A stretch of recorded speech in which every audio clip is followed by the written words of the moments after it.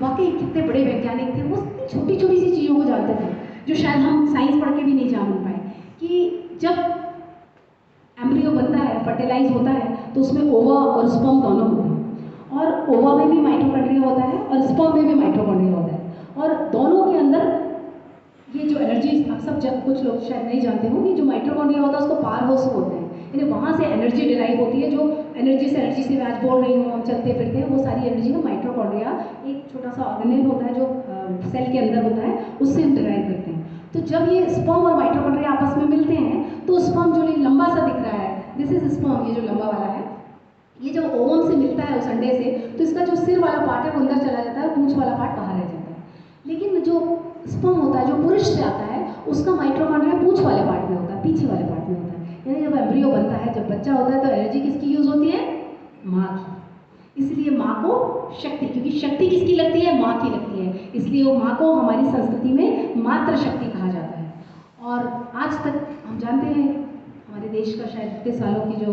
गुलामी रही है, उसके कारण, या जो भी बोल लीजिए, कि जब चीज़ें हमारी वेस्टर्न कंट्रीज़, वेस्टर्न यूनिवर्सिटीज़ और वहाँ पर रिसर्च होकर एक्सेप्ट कर ली जाती हैं, तब हम उन्हीं चीज़ों को जो हज़ारों साल पहले हमारे ऋषि बोल के गए थे, उस चीज़ को एक्सेप्ट करने लगते हैं। इसीलिए ये स्लाइड आपको बताना जरूरी है कि डॉक्टर रूपर्ट शेल्ड्रिक, जो कि कैम्ब्रिज यूनिवर्सिटी में डॉक्टर हैं, उन्होंने एक सिद्धांत बनाया, फॉर्मेटिव कॉग्निशन की एक थ्योरी प्रतिपादित की, जिसके अनुसार गर्भावस्था के समय जो माँ के विचार होते हैं, उसकी भावनाएं होती हैं, उसका आहार, पारिवारिक और सामाजिक वातावरण होता है, वो कितना स्ट्रेस लेती है, कितना नहीं लेती है, उसकी दिनचर्या क्या होती है, उस पर डिपेंड करता है कि उसका ऑरा कैसा होता है। और उसके कारण उसके चारों तरफ एक पराभौतिक मॉर्फोजेनेटिक फोर्स क्रिएट होता है, जो डिसाइड करता है कि बच्चे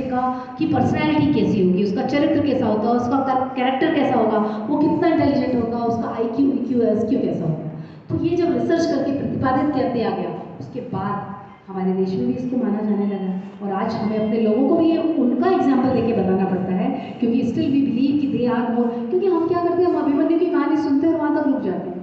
लेकिन अभिमन्यु की कहानी के आगे भी थोड़ी सी रिसर्च करना चाहिए कि क्या वो सच थी या नहीं थी। तो ये भी हमारी जिम्मेदारी, क्योंकि हम ये नहीं कर पाते, इसलिए वो लोग रिसर्च करके और हमारी हल्दी और हमारे अदरक को भी पेटेंट कर देते हैं, और हम यहाँ पर बोलते रह जाते हैं कि इसको पियो तो खांसी नहीं आएगी, इससे इम्यूनिटी बढ़ेगी, और हम वहीं के वहीं रह जाते हैं। और यही साइंस है जो एपिजेनेटिक्स का साइंस है। एपिजेनेटिक्स का जो साइंस है, आप सब लोगों में से बहुत सारे लोग जानते होंगे, जेनेटिक्स सबने सुना हुआ है कि जेनेटिक्स यानी हमारी अनुवांशिकता,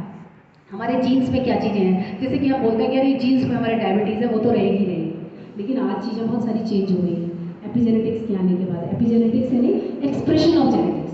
एपिजेनेटिक्स यानी अबव जेनेटिक्स, जेनेटिक्स के साथ वाला जो जेनेटिक्स है, यानी कि एपिजेनेटिक्स पे डिपेंड करता है कि आपके अंदर के कौन से विकार, कौन से कुसंस्कार, कौन सी बीमारी आपकी बाहर निकलेगी या नहीं निकलेगी। जैसे कि आपको डायबिटीज़ आपकी फैमिली में चली आ रही है, लेकिन कैंसर की हिस्ट्री आपकी फैमिली में है, लेकिन वो कैंसर होगा कि नहीं होगा, वो डायबिटीज़ होगी कि नहीं होगी, आपके ऊपर कुछ हद तक डिपेंड करता है। और वो डिपेंड करता है आपके एनवायरनमेंट में, आपके खाने पीने में, आपके लाइफस्टाइल में, कि आपके वो जीन्स जो हैं उसका बटन स्विच ऑन होगा या स्विच ऑन नहीं होगा या स्विच ऑफ हो जाएगा, और इसी को हम एपिजेनेटिक्स कहते हैं। और यही विज्ञान गर्भ संस्कार का भी विज्ञान है। यही विज्ञान है कि आप किस तरह का लाइफस्टाइल जियोगे तो आपके बच्चे में वो चीज़ जाएंगी या नहीं जाएंगी। इसको मैं बहुत एक कहानी के द्वारा आपको सुनाती हूँ, जो कहानी आप सब लोगों को पता है, भक्त प्रहलाद की कहानी। भक्त प्रहलाद की कहानी आप सब लोगों को पता है कि वो हिरण्यकश्यप का पुत्र था, जो कि एक डेमोन किंग था, एक दानव राजा था, और वो चाहता था कि तीनों लोगों में अपना शासन करना चाहता था।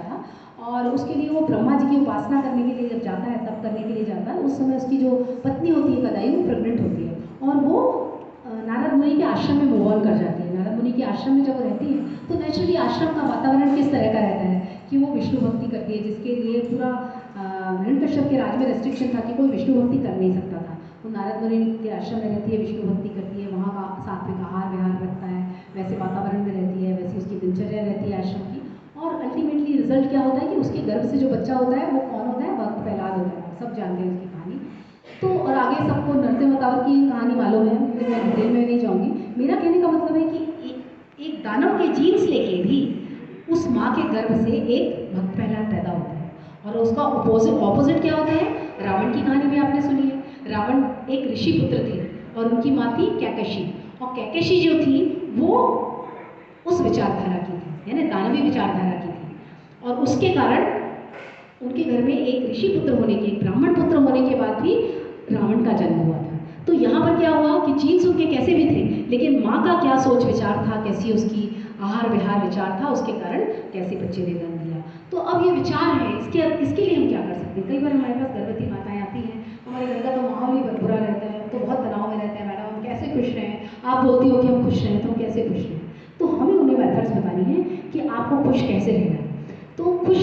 या खुशी और बुरी के विचार कैसे, दुख के विचार या तनाव के विचार और खुशी के विचार आते कहाँ से, ये हमें बताना है। तो हमारी ये जो पांचों इंद्रियां हैं, क्या पढ़ती हैं, क्या देखती हैं, क्या सुनती हैं, क्या करती हैं, क्या खाती हैं, इन पर डिपेंड करता है कि हमें किस तरह के विचार आते हैं, और उन्हीं विचारों के हिसाब से हमारे अंदर डिफरेंट टाइप के हार्मोन्स, खुशी के हार्मोन है, दुख के हार्मोन है, किस तरह के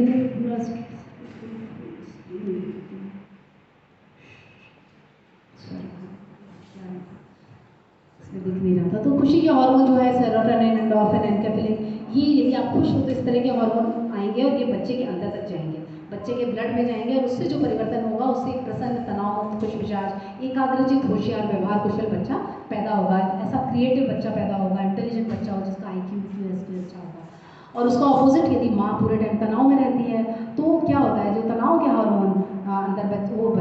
बच्चे के अंदर जाता है, जो तनाव के हार्मोन होते हैं वो बच्चे की माँ की जो नलियाँ होती हैं उसको सिकोड़ देते हैं, और जो उसके अंदर पौष्टिक पदार्थ ठीक से नहीं अंदर जा पाते और उसके अंग ठीक से विकसित नहीं होते, बच्चा कम वजन का होता है और उसके अंदर सेरोटोनिन हार्मोन की कमी हो जाती है। तो नेचुरली उस बच्चे के अंदर खुशी की कमी, उत्सुकता की कमी, एनर्जी की कमी, ये सब चीज़ों, छोटा बच्चा होता है उसको बहुत सारी ADHD और बहुत सारी IUGR, जिनको हम पढ़ते हैं कि जो गुस्से वाला, चिड़चिड़ा, ये सब जो स्लाइड है आप पढ़ सकते हैं कि किस तरह का बच्चा पैदा होता है जब वो दुख में, तनाव में रहती है। और दूसरा है कि जो आहार है, आहार बहुत इंपॉर्टेंट है गर्भावस्था के दौरान। प्रॉपर जो संतुलित, सात्विक और संस्कारित आहार जिसको हम बोलते हैं, संतुलित तो आप सब जानते हैं कि प्रॉपर मात्रा में आप प्रोटीन, कार्बोहाइड्रेट और मिनरल्स, विटामिन उस सब में होना चाहिए। लेकिन सात्विक क्या होता है, सात्विक का मतलब होता है कि सात्विक, क्योंकि आज हम संस्कार की बात कर रहे हैं, तो सात्विक यानी कि शाकाहारी खाना, फ्रेश खाना, ताज़ा खाना, डब्बा बंद खाना, पैकेट वाला खाना नहीं, फ्रिज में रखा खाना नहीं, ताज़ा खाना जो हमारी माँ बनाती है। जो सीजनल फ्रूट्स हैं, सीजनल वेजिटेबल हैं, वो पैक्ड वाले जो कीवी आते हैं दूसरी जगह से और बहुत महंगे हम खरीद के खाते हैं, उसमें कोई न्यूट्रिशन नहीं होता। जो ताज़े हमारे सीजन, हमारे आसपास के फ्रूट्स होते हैं, वो खाना सात्विक आहार कहलाता है। और संस्कारित मतलब जो ईश्वर की याद में बनाया गया हो, यानी खुशी से, प्रेम से अर्न किया गया हो, खुशी प्रेम से बनाया गया हो, खुशी प्रेम से सर्व किया गया हो, खिलाया गया हो, ऐसे खाने को हम संस्कारित खाना बोलते हैं। तो ये खाना जब माँ खाती है तो नेचुरली उस बच्चे के मन और पे भी असर पड़ता है और उसके शरीर पे भी असर पड़ता है। और ये कहा गया है कि यदि माँ का जो आहार होता है वो यदि उसकी कमी हो तो कुपोषित बच्चा भविष्य में अनेक बीमारियों का शिकार हो जाता है, जैसे दिल की बीमारी, diabetes, cancer, high blood pressure, cholesterol, obesity और मेंटल डिसऑर्डर्स, ये सब चीज़ें होती हैं। इसके ऊपर भी पूरी रिसर्च है जिसको हम fetal origin of adult disease के नाम से पढ़ते हैं साइंस में। और this is one of the reason, इसलिए मैं अपनी प्रेग्नेंट लेडीज़ को भी बोलती हूँ कि यदि आप चाहती हो कि आपके गर्भ से अभी बच्चा जो गर्भ में है वो जो 20-25 साल की उम्र में जाए तब उसे obesity, diabetes, blood pressure, depression ना हो, उसके लिए अभी आप अपने भोजन पे नियंत्रण रखें। इसके बाद ये जो जीनोमिक, इस पर मैं बहुत डिटेल में नहीं जाऊँगी। बेसिकली इसका ये है कि प्री प्रेगनेंसी प्लानिंग पे है कि यानी ये जो चीज़ें मैं आपको अभी बता रही हूँ कि यदि हम गर्भावस्था के पहले से, यानी कि जो प्री प्लानिंग के लिए हमारे पास पेशेंट्स आते हैं उनको हम बॉडी की डिटॉक्सिफिकेशन, प्रॉपर डाइटिंग, योग, ध्यान, प्राणायाम ये सब करवाते हैं 3 महीने तक, उनके थॉट प्रोसेस को चेंज करते हैं, उनके एंग्जाइटी लेवल को कम करते हैं। उसके बाद उनको बहुत, जैसे ही हम लोग, जो लोग यहाँ गायनेकोलॉजिस्ट यदि कोई होंगे तो वो समझ सकते होंगे कि हम उनको एंटीऑक्सीडेंट्स देते हैं, कोएंजाइम Q देते हैं, L-कार्निटिन देते हैं, ये सब चीज़ें हम उनको देते हैं just to energize their ovas, their mitochondrias, their sperms, उनको एनर्जी देने के लिए। तो वही काम यज्ञ के द्वारा, मंत्रों के द्वारा, योग के द्वारा, ध्यान के द्वारा, प्राणायाम के द्वारा हमारे ऋषि मुनि कराया करते थे और उसी को गर्भाधान बोलते थे। आज हम दवाइयाँ देके भी वो काम कराते हैं लेकिन उतने अच्छे से नहीं हो पाता है वो काम, क्योंकि ये जो एपिजेनेटिक्स की जो प्रोसेस है ये गैमेटोजेनेसिस के समय से ही शुरू हो जाती है, जब स्पर्म और ओवा बनते हैं तब से ही शुरू हो जाती है। इसलिए हम ये 3 महीने पहले से, ये कब से शुरू करना चाहिए आपको, प्रेगनेंसी प्लान करने के 3 से 6 महीने पहले से, क्योंकि जैसे कि हम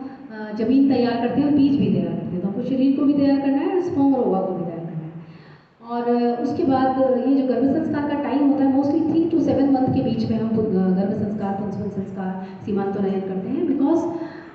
दिस इज द टाइम जो 3 to 7 मंथ का टाइम है। इस समय जो ब्रेन का जो सबसे ऊपर की लाइन आप देख रहे हैं, CNS का डेवलपमेंट सबसे फास्ट होता है, और दिस इज द टाइम जब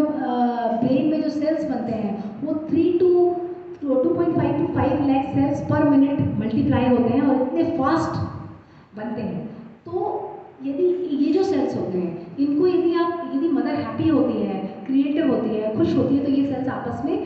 साइनेप्सिस बनाते जाते हैं और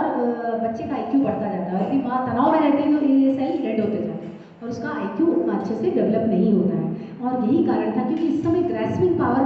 बच्चे की बहुत ज़्यादा होती है, उसका सबकॉन्शियस माइंड माँ के सबकॉन्शियस माइंड से जुड़ा होता है। तो जो भी माँ सोचती है, सुनती है, करती है, देखती है, वो सारा एक टेप रिकॉर्डर की तरह बच्चा माँ जो बच्चा है वो रिकॉर्ड करता जाता है और उसके संस्कार उसके सबकॉन्शियस माइंड में डिपॉजिट होते जाते हैं। इसलिए ही 3 से 7 महीने के बीच में सारे संस्कारों का जो डिज़ाइनिंग है, जो टाइम है, वो हमारे ऋषियों ने बताया है और इसलिए आपको बताना है। इस स्लाइड को भी छोड़ देती हूँ, डिटेल में नहीं जाती हूँ। इसके बाद मैं ये बताती हूँ कि जो बेसिकली प्री प्लानिंग या गर्भावस्था के दौरान ये प्री गर्भाधान की का इम्पोर्टेंस इसलिए भी है कि जैसे ही 5-7 दिन मेंसेस ओवरड्यू होते हैं और 7 दिन के बाद पता चलता है कि जो माँ है वो प्रेग्नेंट है, उस समय तक उसके जो तीनों शरीर हैं जिनको हम सूक्ष्म शरीर, कारण शरीर और स्थूल शरीर बोलते हैं, जो हम साइंटिफिक भाषा में न्यूरोएक्टोडर्म, न्यूरल प्लेट और